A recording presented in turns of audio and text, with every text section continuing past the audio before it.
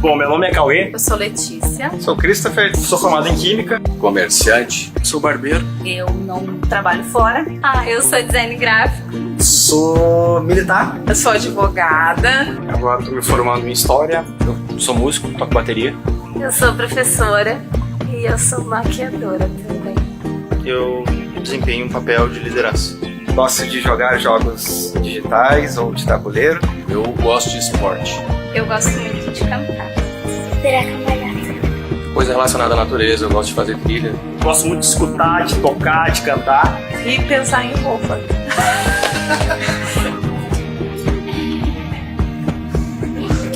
Gosto de viagens, cara. Me amarro em estrada. Tenho 3 tatuagens. Sou pai, sou avô. Sou um cara tranquilo. Ansiosa. Acho que sou meio inocente, assim, cara, pra algumas coisas. Eu gosto de ter as coisas sob controle. Sou demais. Eu choro quando eu tô alegre, eu choro quando eu tô triste, eu choro quando eu vejo os outros chorar.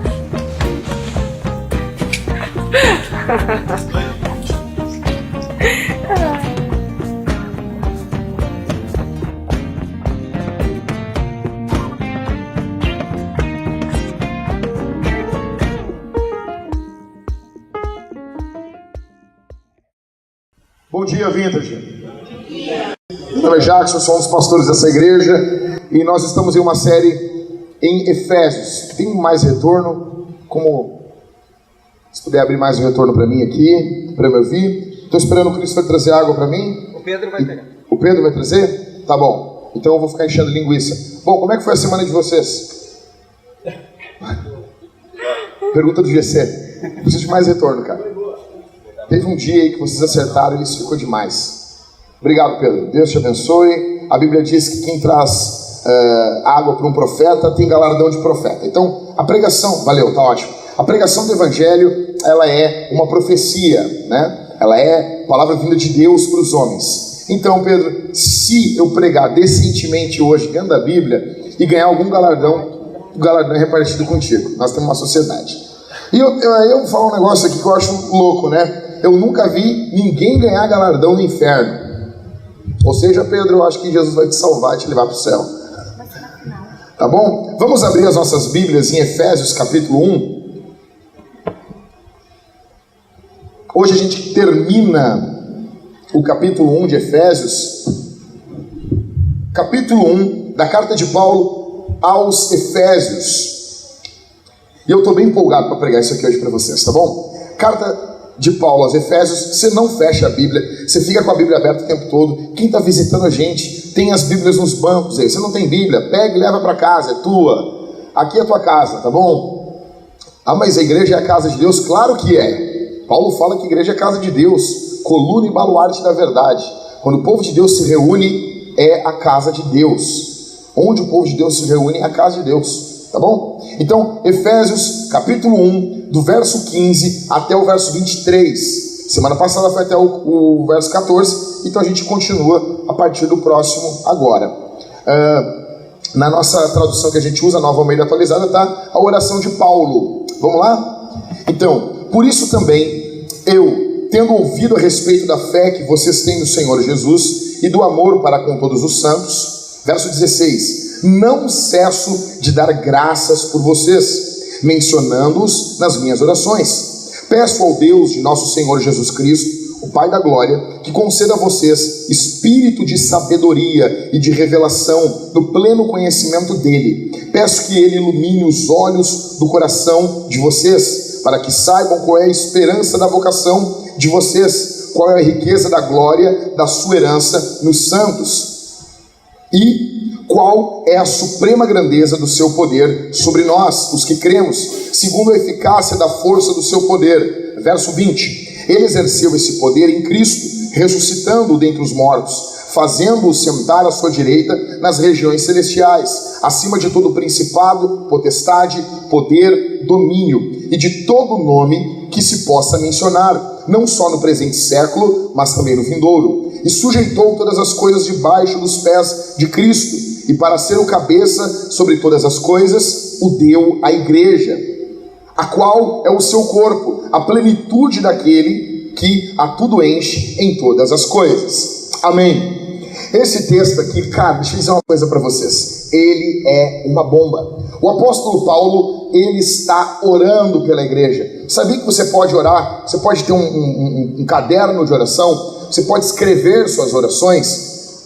O apóstolo Paulo, ele orava escrevendo. Metade da carta aos Efésios são orações. Ele vai orar pelo povo, ele vai dar relatórios de oração, ele vai prestar conta. Ó, eu orei assim. Nós temos algumas prestações de contas entre a liderança da igreja e nós falamos, né, Rodrigo? Como é que foi a nossa vida de oração essa semana?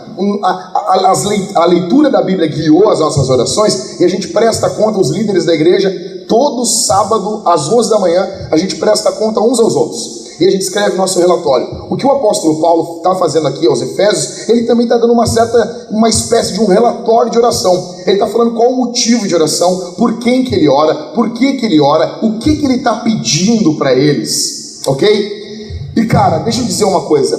O último verso desse capítulo, ele é uma bomba. O comentário de Calvino sobre o último verso é uma bomba. Olha aqui para mim, presta bem atenção aqui. O apóstolo Paulo, ele fala que ele pediu para esse povo, para os Efésios, poder. Ele pediu poder, a plenitude de Deus sobre eles. E ele vai dizer que esse mesmo poder foi o que ressuscitou Jesus dos mortos. Jesus é ressuscitado por esse poder. E ele vai dizer que ele deu à igreja, a qual é o seu corpo. No último verso ele diz, a plenitude daquele que a tudo enche em todas as coisas. Ou seja, a igreja, o corpo de Cristo, é a plenitude do corpo de Jesus. Calvino comentando isso me diz uma coisa muito louca. Eu não vou dizer que eu morro por isso, só que é extremamente escandaloso isso. João Calvino diz, no seu comentário de Efésios, sobre o verso 23, que Jesus... Cara, é tão forte que eu vou falar isso aqui, os caras matem Calvino, nós já está morto, então. Ele diz que Jesus não se sente completo sem estar unido à igreja, depois que ele veio ao mundo. Se ele é Deus, óbvio que ele é Deus. Mas há uma união com a igreja, uma união mística. E Jesus não vai descansar enquanto sua igreja toda não estiver reunida junto com ele. Por que isso? E aqui eu quero falar sobre o meu sermão, a 5ª semana nessa série. Você tem valor. Nós cantamos a canção aqui de propósito, o mover do Espírito. Você tem valor. E eu quero dizer para vocês que esse sermão aqui é para mim. Toda vez que eu passo os olhos nisso aqui, eu fico pensando, me lembrando do começo da plantação da Vintage. O Rodrigo estava comigo em 2012, quando a gente estava sonhando com a plantação de uma igreja que ama a Bíblia aqui em Porto Alegre. Não que não tivesse, tem muitas. Mas nós sonhávamos com uma igreja que ama a Escritura, que crê nos dons do Espírito. E eu me lembro das nossas primeiras reuniões, que não era igreja, lugar nenhum. Cara, era uma loucura. Eu me lembro que eu pegava o meu carro, o apelido do meu carro era Dragão, só para você ter uma ideia. Por que Dragão? Porque ele era velho, o dragão é alguma coisa antiga, e ele saía fumaça, o dragão.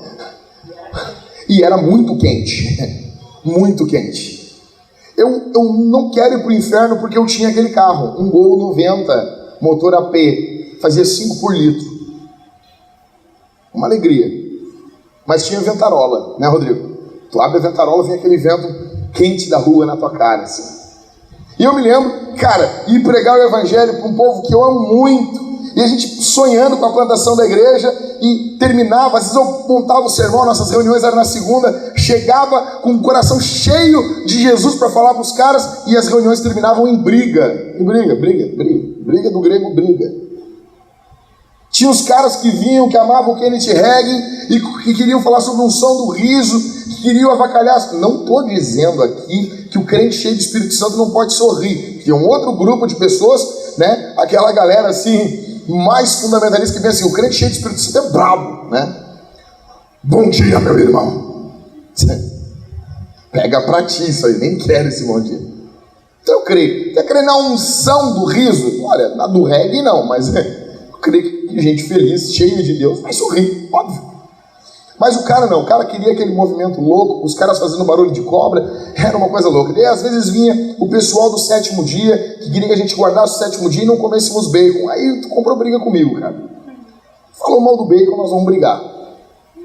Então era uma loucura, velho. Eu me lembro dos desgastes, eu literalmente quebrei meu carro no meio. Cara, eu quebrei o carro no meio, literalmente. Quebrou o chassi do carro no meio. Teve um dia que meu carro morreu. Morreu.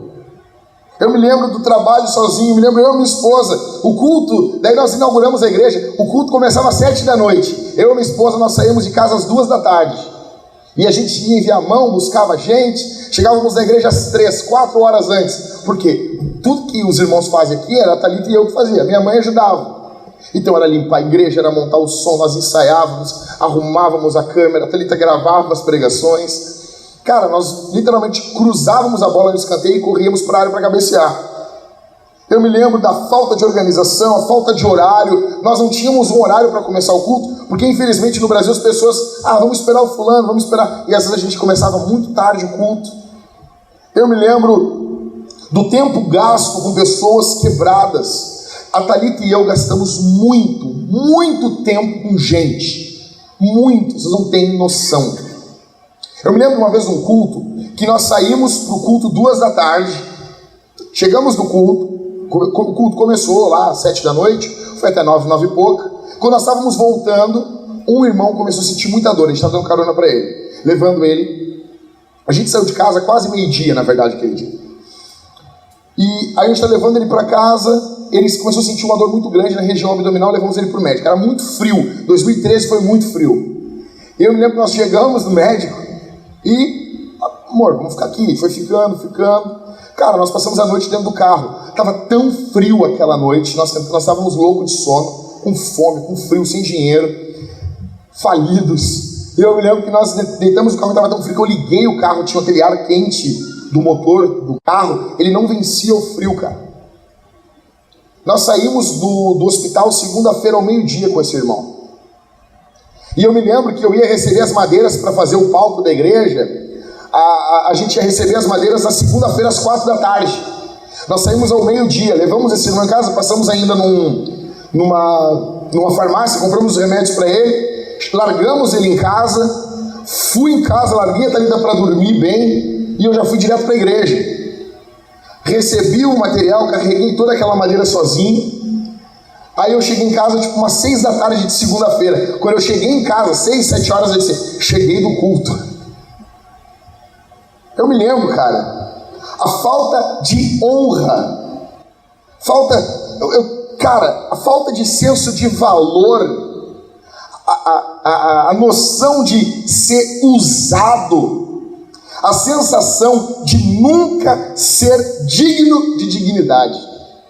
Porque as pessoas vêm na igreja, elas abrem o peito, quando elas estão precisando, elas saem das suas igrejas brigadas, bravas, quebram o pau, vêm, te procuram, tu ajuda, tu cuida, tu literalmente troca as fraldas delas. Aí quando tu contraria uma coisa, uma vírgula, elas vão embora e sai falando mal de ti, inventando um monte de mentira. Só que graças a Deus, hoje eu tenho recebido muito encorajamento dos irmãos da nossa igreja e de fora também da nossa igreja. O mundo, ele ri das pessoas que são gratas. O mundo zomba de quem é grato. Vai e diz para uma pessoa aquela frase do John Kennedy, que diz, não pergunte o que o seu país pode fazer por você, pergunte o que você pode fazer pelo seu país. As pessoas vão rir da tua cara. Essa não é a ideia hoje do mundo. Eu pergunto para você aqui, você se sente valorizado? Você se sente encorajado? Você se sente amado? Você se sente apreciado? Você chega aqui na igreja e você diz, não, eu me sinto valorizado. Eu sinto que eu tenho valor. Você se sente que alguém aprecia você? Eu quero dizer aqui, ainda na introdução, que Jesus valoriza você. Jesus valoriza você. Paulo vai dizer no verso 16, não cesso, ou não paro de agradecer por vocês. Eu não paro de dar graças a Deus por vocês. O apóstolo Paulo está dizendo isso, óbvio, mas nós falamos dia após dia que a palavra de Deus, a Bíblia, é a palavra de Jesus. Você tem que ler isso aqui como se o próprio Jesus estivesse dizendo: eu sou grato por vocês. Isso é meio chocante quando a gente levanta as doutrinas da graça e a gente pensa: não há valor algum em mim. Óbvio que não, valor intrínseco teu depois da queda não há, mas passa a haver quando Deus se faz homem e com o sangue divino vai até a cruz e morre por você. Paulo agradece, e esse agradecimento é para todo o povo. Não são apenas palavras de Paulo dirigidas aos Efésios, mas são palavras de Deus para você. Eu quero dizer uma coisa aqui, meus irmãos: Jesus está atento na tua vida. Jesus sabe toda a tua história. Deus é onisciente. E toda vez, Lucas, que nós falamos assim, Deus sabe todas as coisas, qual é a ênfase que a gente dá? Deus sabe todos os teus pecados. Não é assim? É ou não é, Lucas? Quando o pregador fala assim, aquela clássica: Lucas, Thales, vocês podem enganar a mulher de vocês, vocês podem enganar o pai de vocês. Sabe aquela clássica que todo pastor já deu no culto? Eu já fiz isso 1 milhão de vezes, vou fazer de novo ainda. Sabe quando tá aquela pregação Alfred Hitchcock, que toca terror na galera? Eu me lembro que eu pregava, às vezes eu preguei muito na igreja do pai da Karina, e às vezes eu pregava, mas eu preguei sobre o inferno lá, e daí os irmãos me contaram que na saída da igreja as pessoas tinham medo de atravessar a rua. Então, aí a gente fala sobre a onisciência de Deus, é sempre para dizer, Deus sabe. Aí tu fica assim, Deus sabe meus pecados. É sempre vinculando a onisciência, o saber de todas as coisas, vinculou o pecado a gente. Cara, eu quero Deus sabe de todas as coisas, mas eu quero hoje vincular a uma outra coisa. Deus conhece todas as tuas boas obras.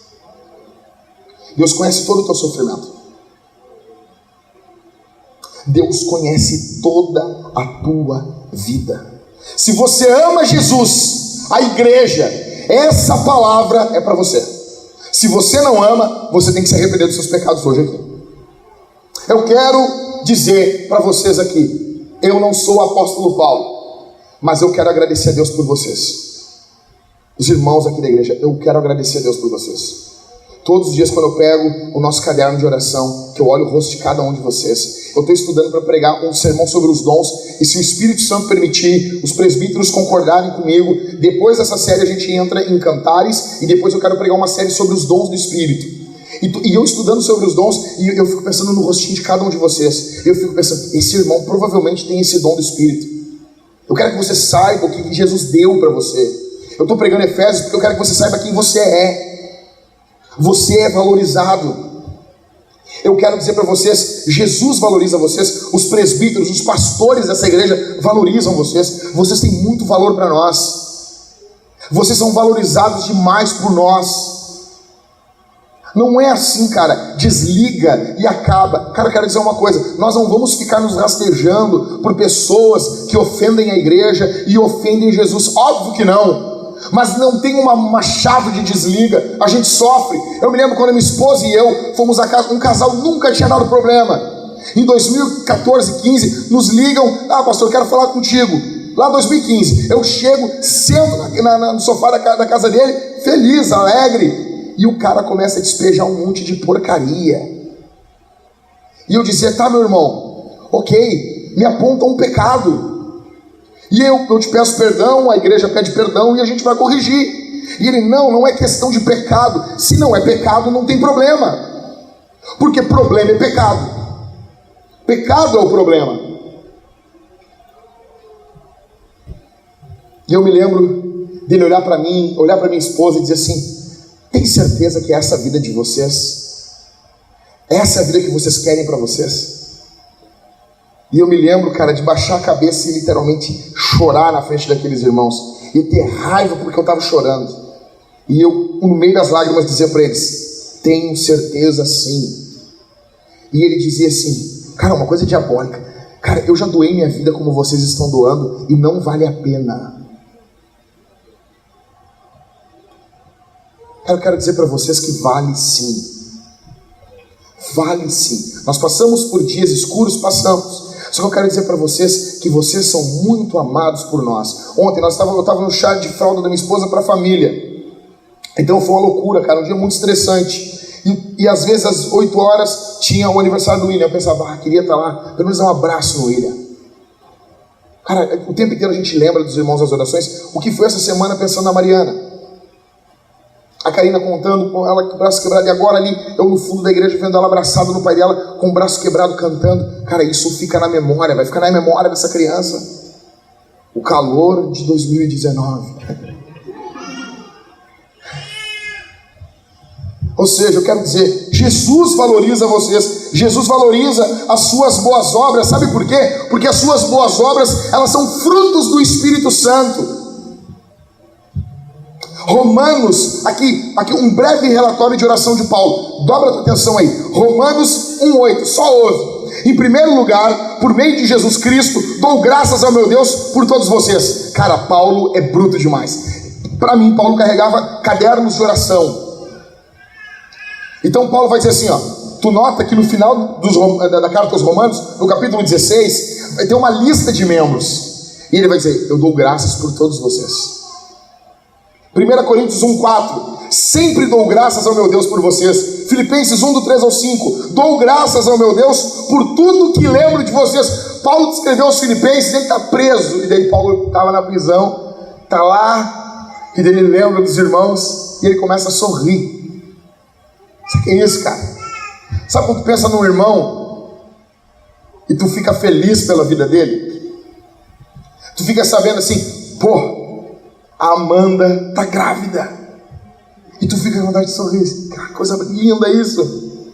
Quando os homens foram no culto passado, nós fomos lá na rua cumprimentar, parecendo uma seita. Quem não conhece a gente pensa que a gente é meio uma seita, que algum dia eu vou falar para vocês que os OVNIs vão nos buscar e nós temos que ir para uma fazenda nos matar. Fica tranquilo, eu nunca vou fazer isso. E daí nós fomos correndo ali na rua, chegamos e começamos a abraçar o Guilherme e jogar ele para cima e chamar ele de touro reprodutor. Mas isso é coisa dos homens aqui da igreja. Nós estávamos alegres. O apóstolo Paulo disse, dou graças ao meu Deus sempre que lembro de vocês, fazendo sempre com alegria, súplica por todos vocês, em todas as minhas orações, dou graças pela maneira como vocês têm participado na proclamação do Evangelho, desde o primeiro dia até agora. Paulo era grato, era agradecido por eles.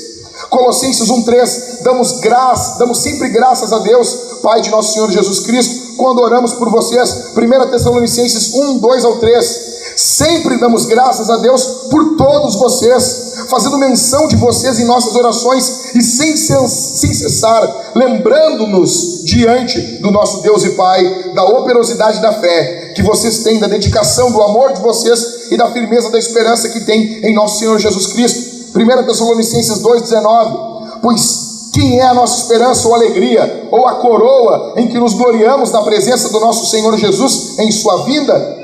Não é verdade que são vocês? Olha o que Paulo está dizendo, cara. Paulo está dizendo que essa igreja é a esperança, é a alegria, é a coroa em quem ele se gloria diante de Deus. Sim, vocês são realmente a nossa glória e a nossa alegria.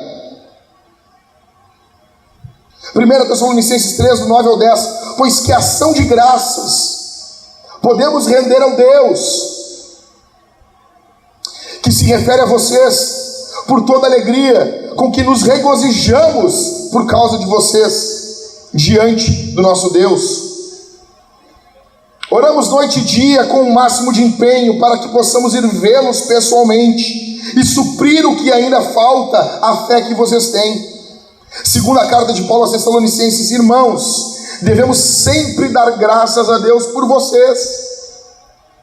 2 Timóteo, capítulo 1:3-4, dou graças a Deus, em que desde os meus antepassados sirvo com a consciência limpa, porque sem cessar lembro de você, Timóteo, nas minhas orações noite e dia.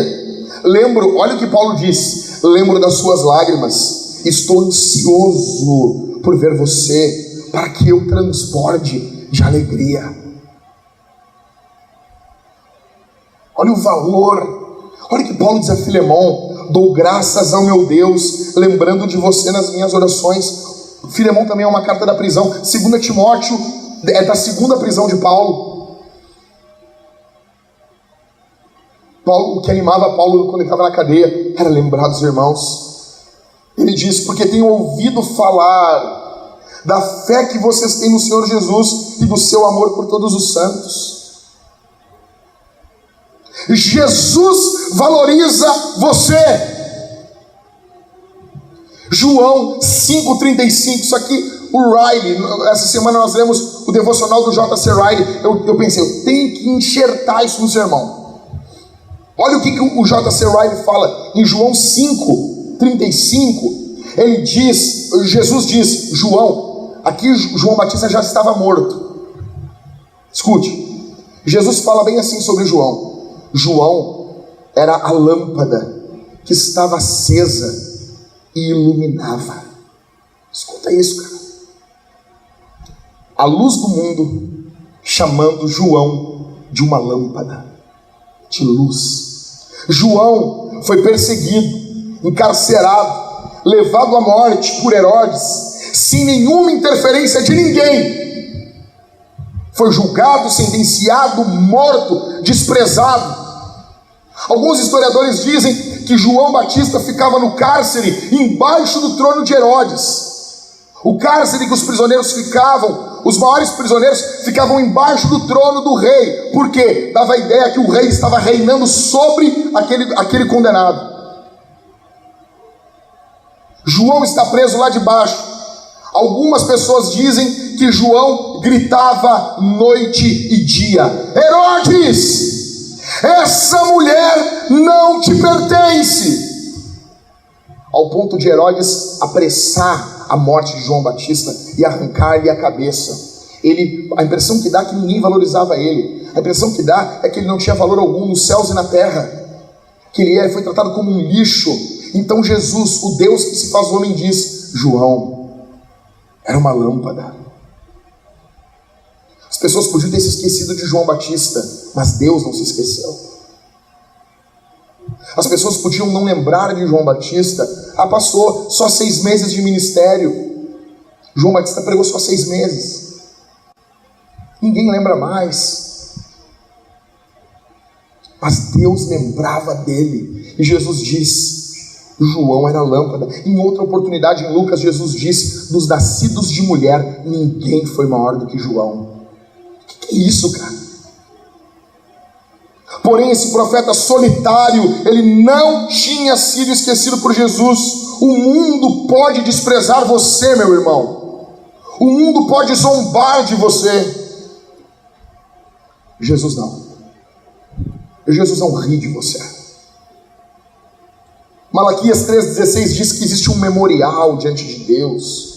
Salmo 56,8 é bruto demais. A Bíblia diz que Deus recolhe as nossas lágrimas com um odre, e Ele conta todas as nossas lágrimas em um livro. Deus sabe cada lágrima que você já chorou. Isaías 49,16 diz: eu gravei vocês nas palmas das minhas mãos. Tu tem noção do que é isso, cara? A única coisa que está no céu, que foi feita pelos homens, são as marcas nas mãos de Jesus. Toda vez que Cristo olha para as suas mãos, Ele lembra da sua igreja. Ele lembra de nós pelo nome. Você tem noção do que é isso, cara?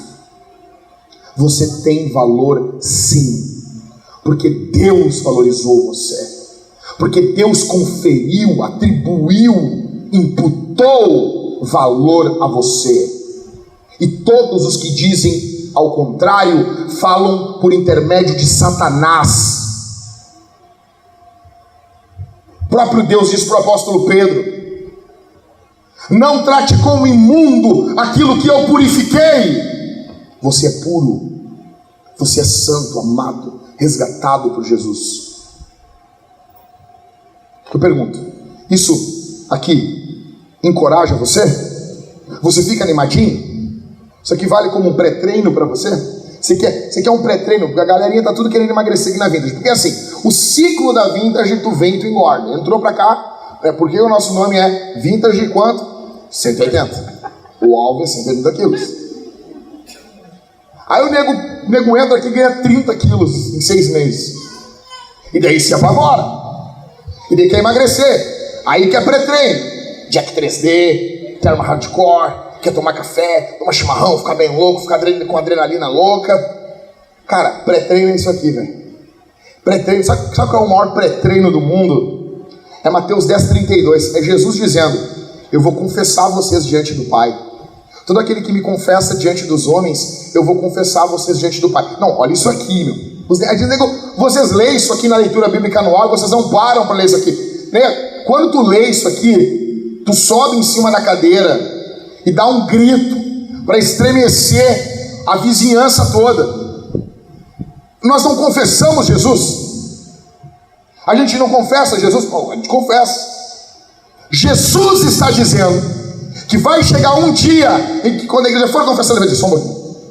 Vocês confessaram a vida toda, agora é minha vez. Deus, que se fez homem, agora eu vou confessar vocês. Exatamente assim, o termo é o mesmo. Ele vai confessar e vai dizer diante dos céus e da terra: eu sou o Deus do William, eu sou o Deus do Ismael, eu sou o Deus da Jéssica, eu sou o Deus da Thalita. Eles são meus, eu tenho um relacionamento com eles, nós somos uma família. Da mesma forma que ele vai dizer aos ímpios: eu não conheço vocês. Ele vai dizer aos crentes: eu conheço, eu amo vocês, eu não nego vocês, eu não me envergonho de vocês. Isso não é valor? Ok, beleza. Você é valorizado? Amém? Amém? Ou mais ou menos? Tem que vocês ficam meio perturbados. Galera lê, começa a estudar calvinismo, que eu amo calvinismo. Eu sou calvinista, sim, eu amo calvinismo, cara. Eu amo, quero tatuar os 5 pontos ainda, cara, um C nas minhas costas, um troço louco. Alguma coisa eu vou fazer. Daí o cara fala que tem valor, o cara fica até meio assim. Beleza, você tem valor então? Amém? Vai cantar o Mover do Espírito depois agora? Ah, entendi. Vai cantar com mais vontade. Beleza. O que as pessoas valorizadas fazem? Pessoas que foram valorizadas por Jesus, o que elas fazem? Primeiro, 5 coisas que pessoas valorizadas por Jesus fazem. E primeiro, pessoas valorizadas por Jesus substituem reclamações por orações. Quantos de vocês já se sentiram ou se sentem desvalorizados, subestimados, e começam a resmungar? Eu sou campeão disso. Ninguém resmunga mais do que eu. Ninguém. Pessoas que são valorizadas precisam substituir suas reclamações por orações. Está se sentindo desvalorizado? Está se sentindo usado? Tá? E cara, eu vou dizer, eu me sinto às vezes usado. Eu sinto assim, às vezes, cara, isso aqui é puro abuso. Todas as vezes que eu tive vitória foi quando, pela graça de Deus, eu consegui substituir reclamação por oração. Pessoas que não agradecem, não são gratas, não sabem o que custou para serem servidas. Isso vai gerando mágoa, reclamação. Muitas pessoas dizem assim: meu chefe não me valoriza, meu pai não me valoriza, meu esposo, meu filho, meu amigo, a igreja não me valoriza, o pastor não me valoriza, os obreiros não me valorizam. Cara, deixa eu dizer uma coisa para vocês: Jesus valoriza vocês. Murmuração é pecado. Murmuração é pecado.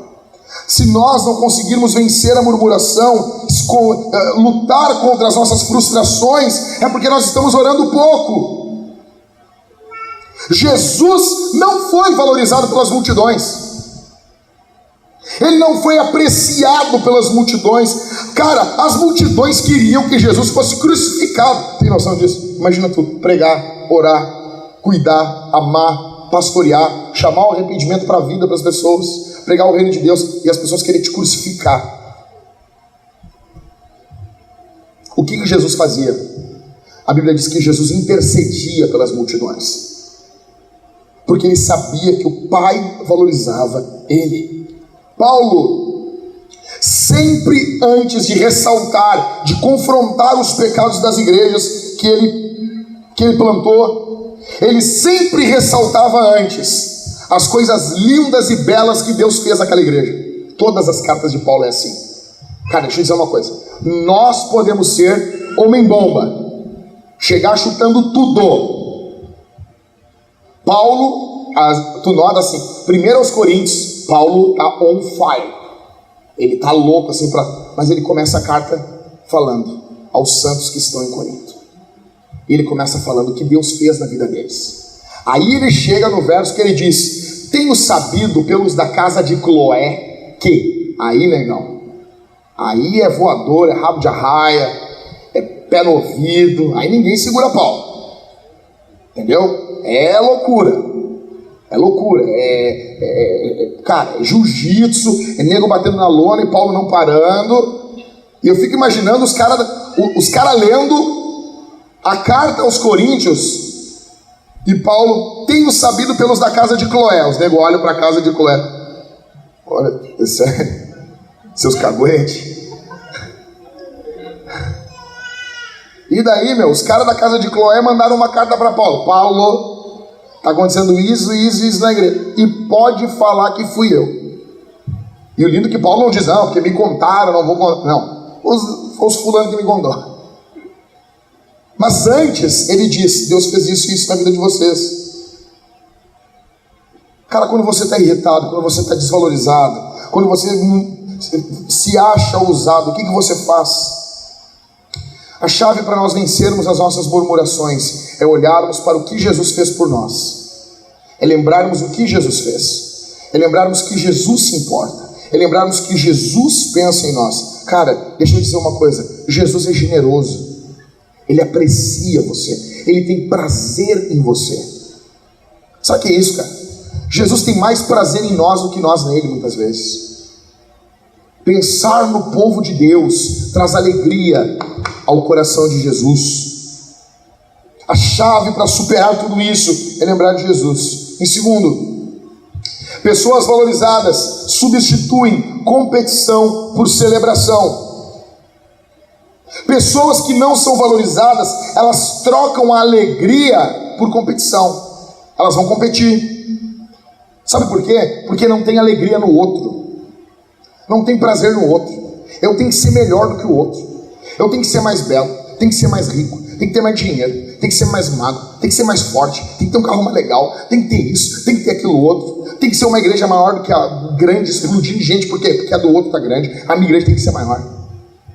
O meu filho, ele tem que ser o mais nerdzinho da igreja, porque o fulaninho tá sendo nerdzinho, o meu filho tem que ser nerdzinho, e usa o filho como um troféuzinho, pobre da criança.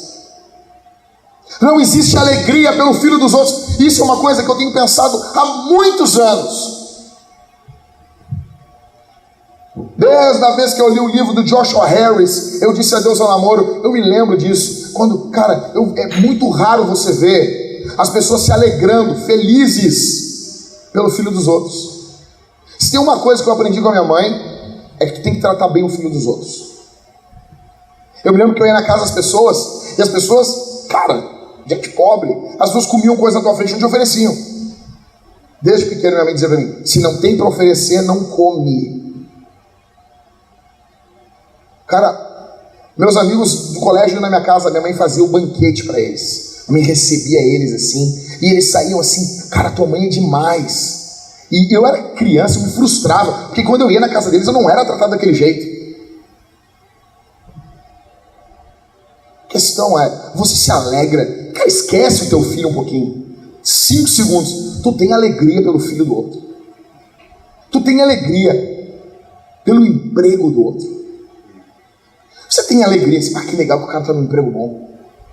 Você tem alegria pelo outro, ou você só quer competir? A competição entre irmãos é terrível. Competição entre cônjuges. Os caras estão casados, os caras competindo, mulher e homem competindo, quem ganha mais. A pior coisa que tem é o meu dinheiro. Teu dinheiro é uma ova, cara. Teu dinheiro. Então a mulher, você vai trabalhar lá, começou a ganhar uma mixaria já. Meu dinheiro, minha carreira. Mas que tua carreira? Tá pensando que tu é, minha irmã? Minha carreira. Que carreira? Coisa ridícula isso. Coisa nojenta isso. Teu marido vem muito antes disso. Tua mulher vem muito antes disso, meu irmão. Como essa coisa? Tua mulher não sabe quanto tem. Tua mulher não sabe se pode usar dinheiro. Tem que ficar mendigando dinheiro. Não tem dinheiro na carteira, velho. Quantas mulheres estão desesperadas e não querem ficar em casa? Por quê? Porque o cara trata a mulher que nem um bicho. A mulher vai comprar um absorvente, tem que mendigar pro cara. Negão, tu só sai de casa para trabalhar porque tem base. Aquele dinheiro, ele não é teu, ele é dos dois. Ele é da casa, é uma família, é um time. Alegria. Quantos têm alegria quando alguém peca? Quando alguém cai? Quantos pastores têm uma inveja uns dos outros? Isso é triste. Isso é a maior derrota da igreja em uma cidade. No verso 17, Paulo ora por eles. Sabe por quê? Porque Paulo não quer competir com eles. Paulo quer que eles cresçam no conhecimento. Verso 17, olha o que o apóstolo Paulo disse: e assim pela fé que Cristo habite no coração de vocês, estando vocês enraizados, alicerçados no amor. Isso para que, com todos os santos, vocês possam compreender qual é a largura, o comprimento, e a altura e a profundidade, e conhecer o amor de Cristo. Quantas vezes Cristo valoriza eles? O apóstolo Paulo valoriza eles. Quantas vezes?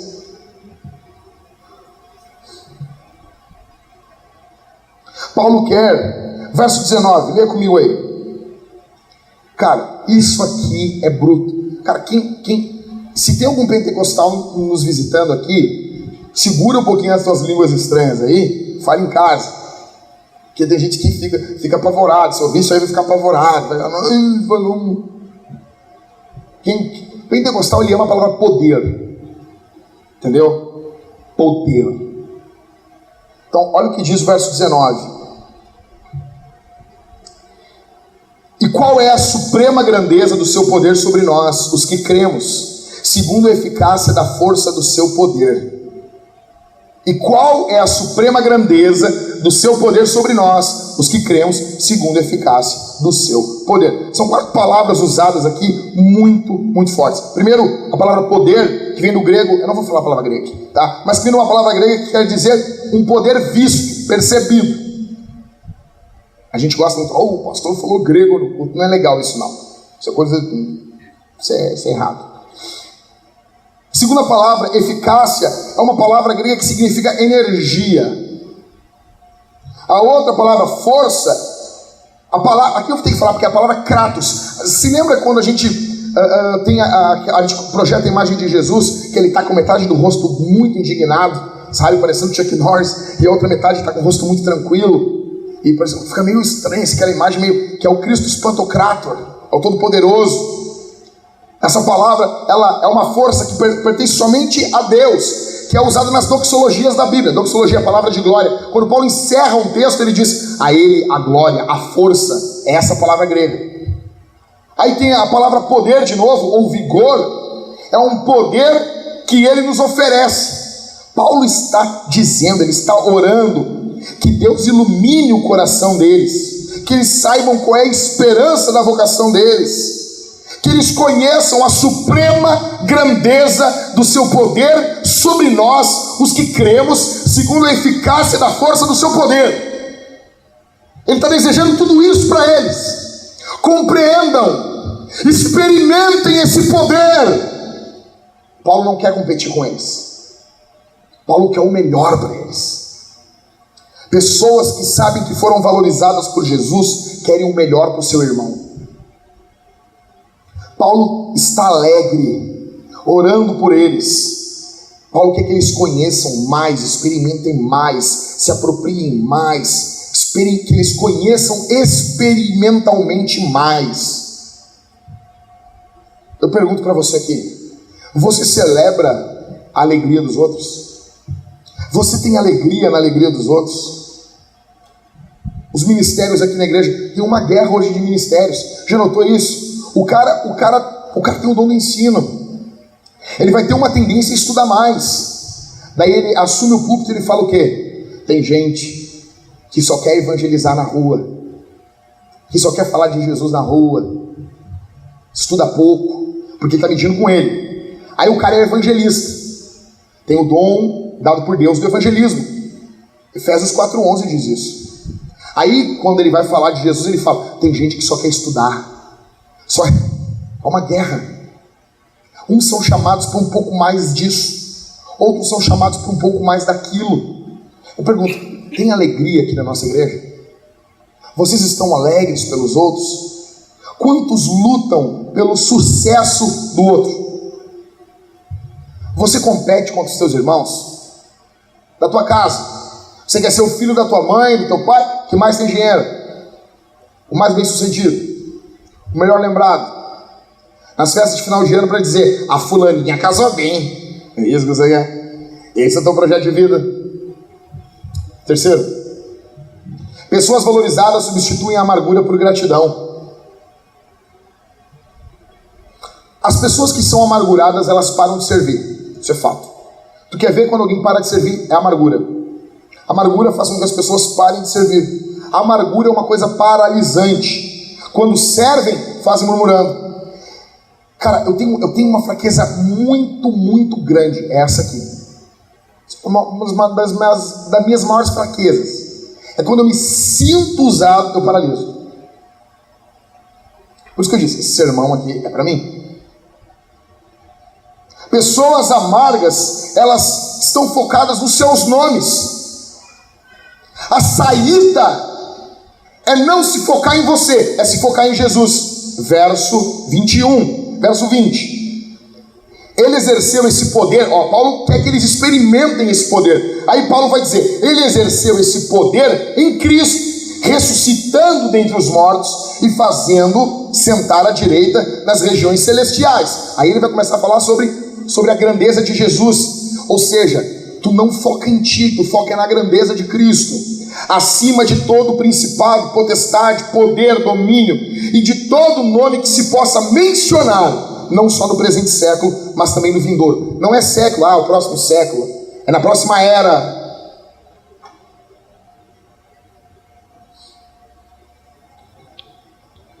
Cara, Paulo está preso, só que a exaltação de Jesus é consolo para ele.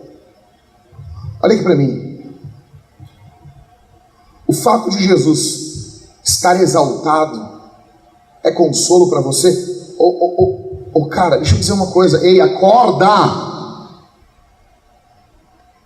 A exaltação de Jesus, o fato de Jesus ter sido exaltado, consola você? Ou o que consola você são somente as coisas dessa vida? Porque vai chegar um dia em que você só vai ter isso. O mundo e suas concupiscências passam, mas aqueles que fazem a vontade de Deus permanecem para sempre. Há alegria em você. Por exemplo, você se alegra em Deus só por Deus ser Deus, só pelo amor de Deus, por Deus, pela Trindade. Algum momento você já parou para meditar na Trindade e você meditou no grande amor que o Pai tem pelo Filho e isso encheu o teu coração? Você transbordou e você chorou, por exemplo? Você se alegrou em Deus. Paulo está preso. Imagina se Paulo fosse amargo, meu. Se a nossa preocupação for o nome de Jesus, nós vamos dormir bem, porque Jesus cuida da igreja. Se esse texto não nos alegra, pelo menos para você que está com a alma cansada, amargurada, quebrada, se isso pelo menos não é um refrigério, algo refrescante para a tua alma, cara, tem algo muito errado com você. Em quarto, penúltimo, Pessoas valorizadas substituem apresentação por serviço. Os discípulos estão caminhando e eles perguntam assim: quem é o maior? Quem vai ser o maior no reino dos céus? Quem vai estar com o primeiro nome no caderno de membros de Jesus? Aí Jesus, cara, aí chega Tiago e João e diz assim: dá pra gente sentar na tua direita e na tua esquerda? Aí Jesus: se vocês puderem beber o cálice que eu vou beber. Aí os caras: nós podemos. Aí Jesus: os caras são loucos. Os caras são loucos. O cara quer ser o maior. Cara, eles querem ser vistos. Deixa eu dizer uma coisa para vocês. Linda, anota isso. No reino de Deus, a sua grandeza não é medida por quantos servem você. No reino de Deus, a sua grandeza é medida por quantos você serve. Não é quantos servem você, é a quantos você serve. Duas pessoas podem fazer a mesma coisa com motivações diferentes. Por isso que não podemos ordenar ao presbitério, ao pastorado, neófito, novo na fé, porque ele cai na condenação do diabo. Pessoas não valorizadas tendem a se gabar e exagerar o que fizeram. Quantas vezes eu já fiz isso? Quantas vezes a gente exagera as coisas para querer mostrar valor, para querer mostrar serviço. Jesus salvou um cara, mal e mal, daquele jeito. A gente já está aumentando, dizendo: não, Jesus salvou 300. Cara, se eu tivesse feito metade do que Paulo fez, nego, eu tinha tatuado tudo na minha vida, tudo assim. Eu fiz isso, fiz aquilo, fiz aquilo. Eu estava querendo oração para mim. Nego veio falar: não, ora o meu nome primeiro. Jackson, em tua presença. Não, essa oração não é boa. Por quê? Não é em espírito e em verdade.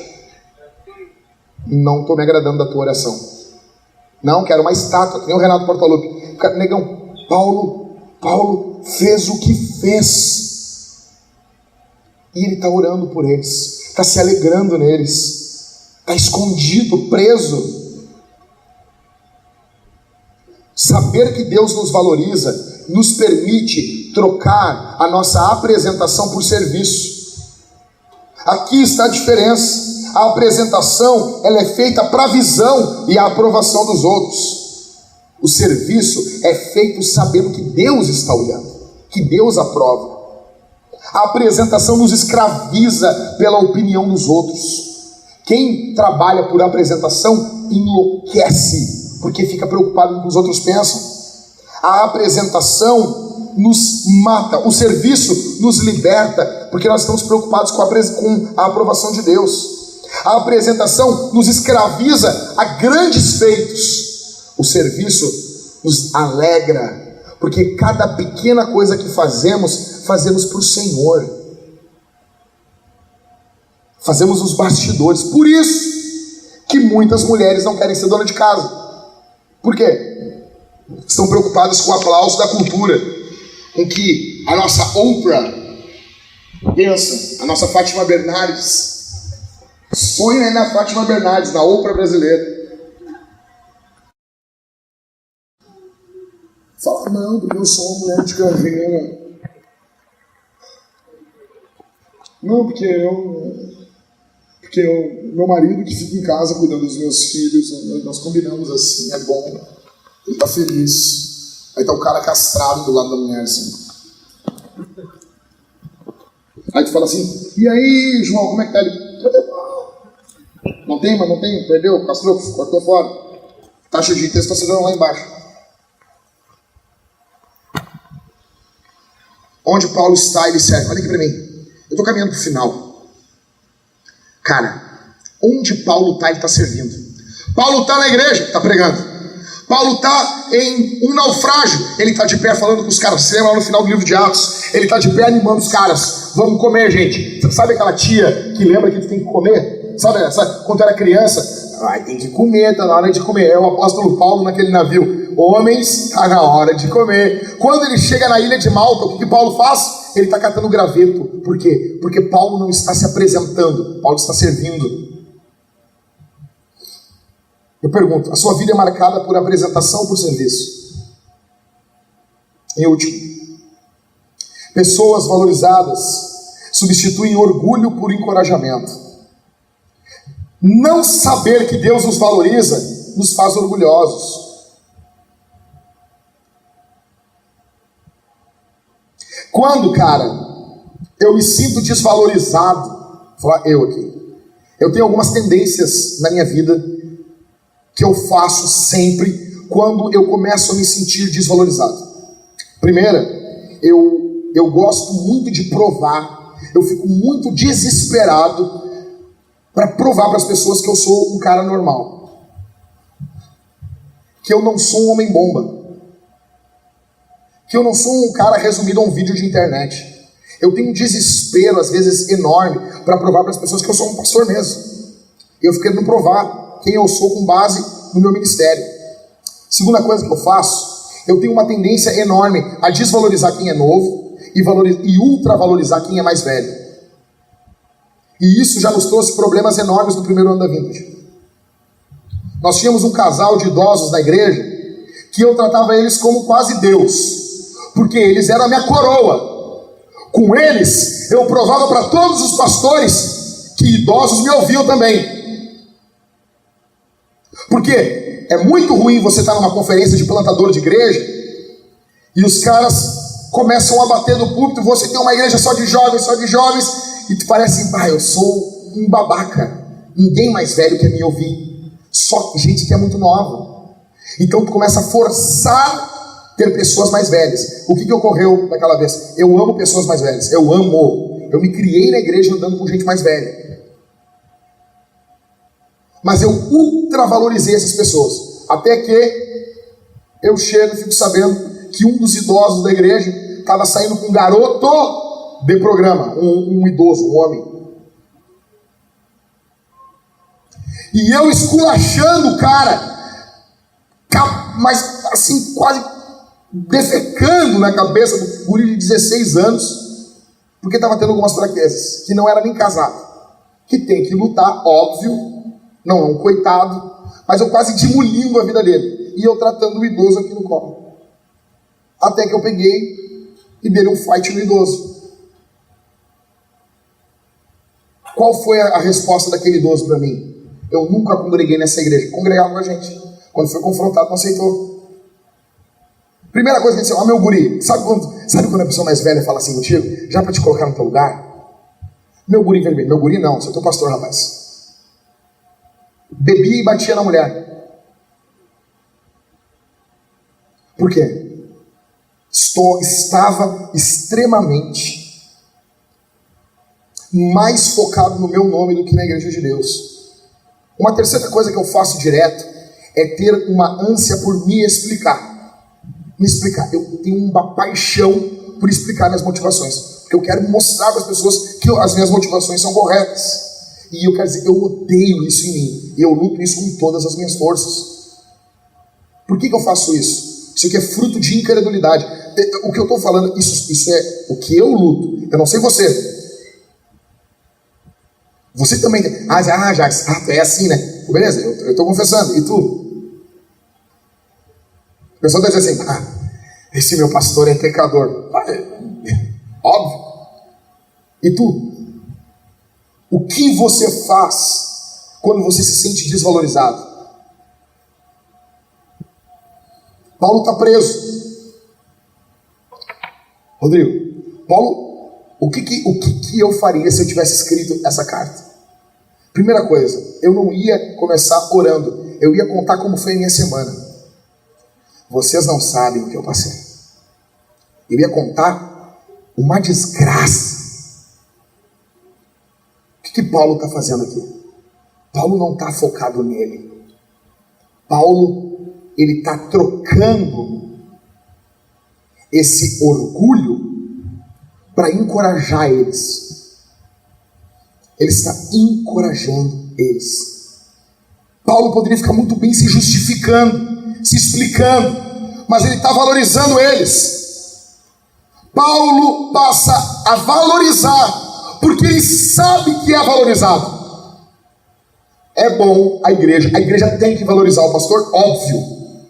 Mas se a igreja não valorizar, o pastor tem que se lembrar que ele é valorizado por Deus. Uma marca de quem sabe que é valorizado por Deus é a sua vida de oração. É uma vida de oração silenciosa.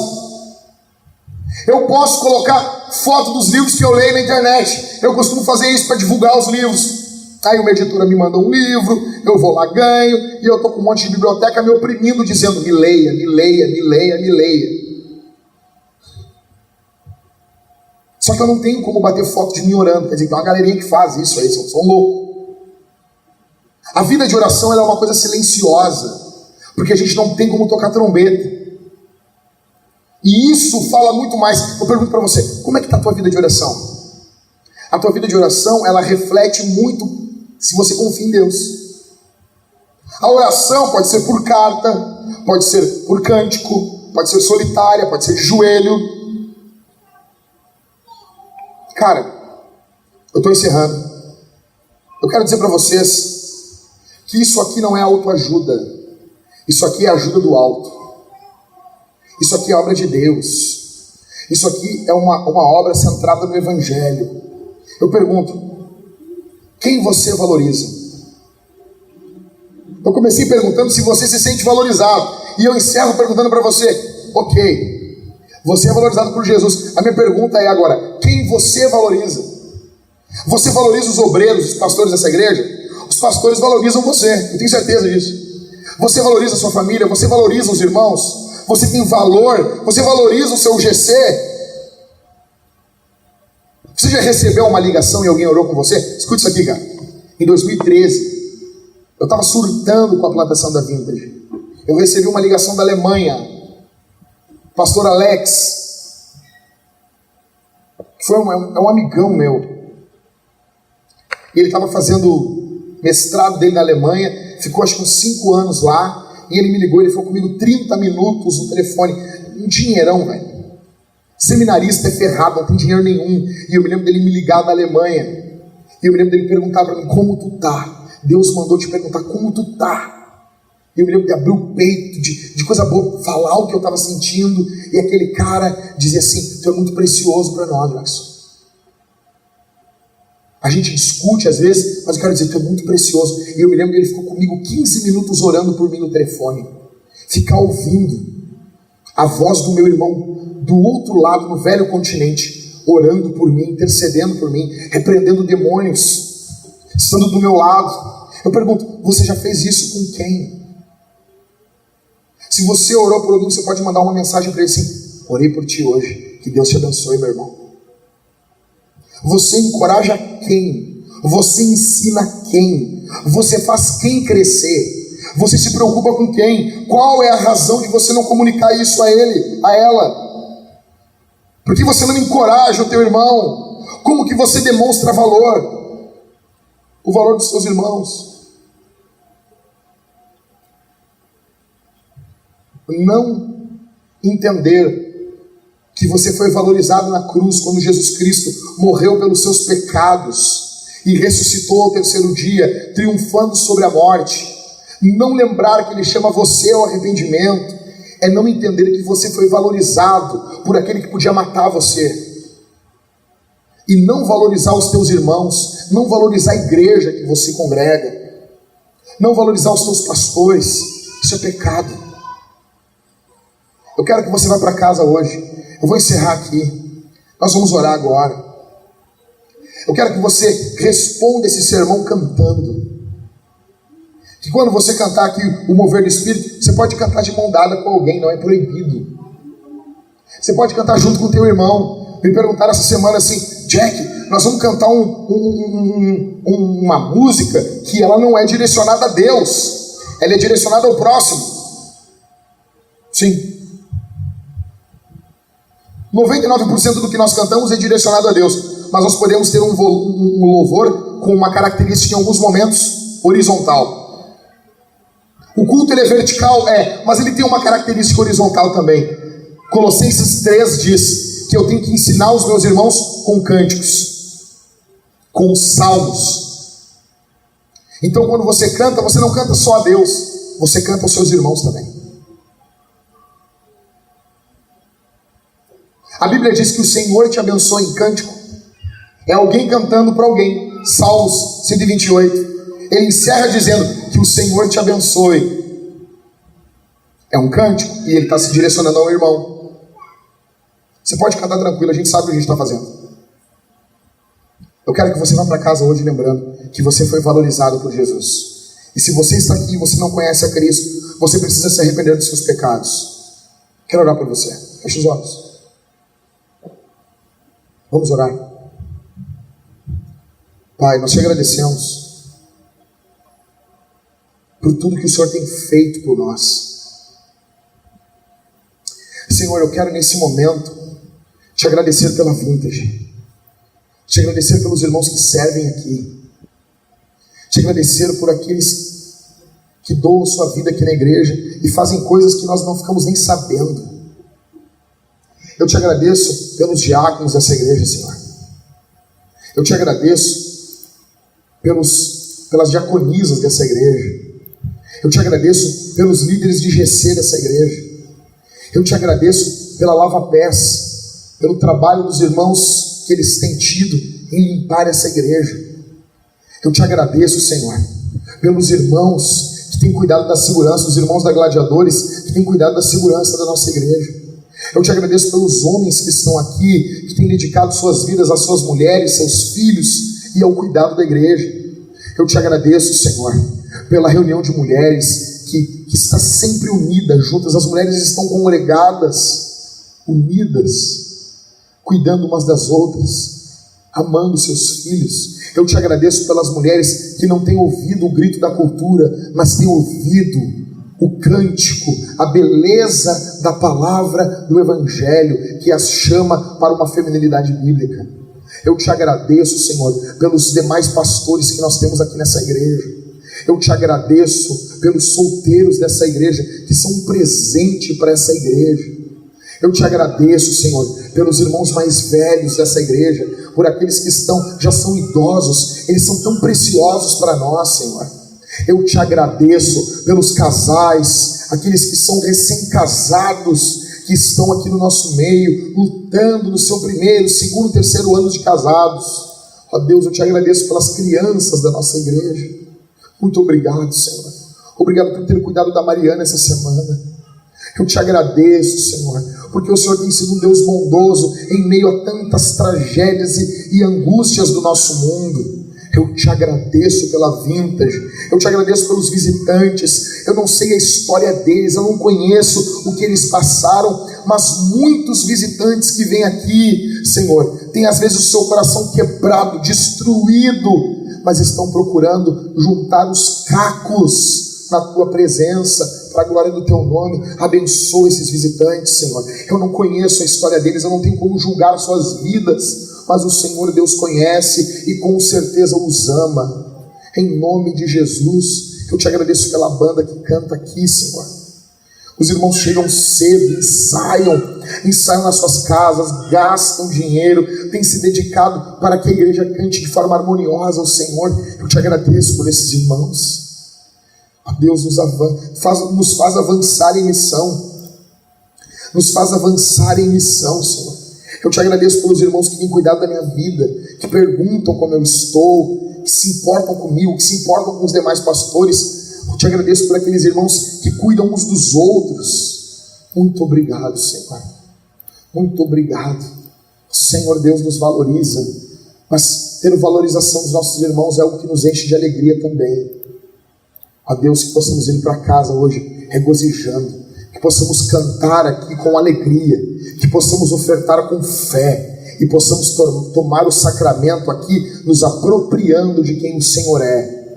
No nome de Jesus, para a glória do Pai e no poder do Espírito nós oramos. Amém e amém.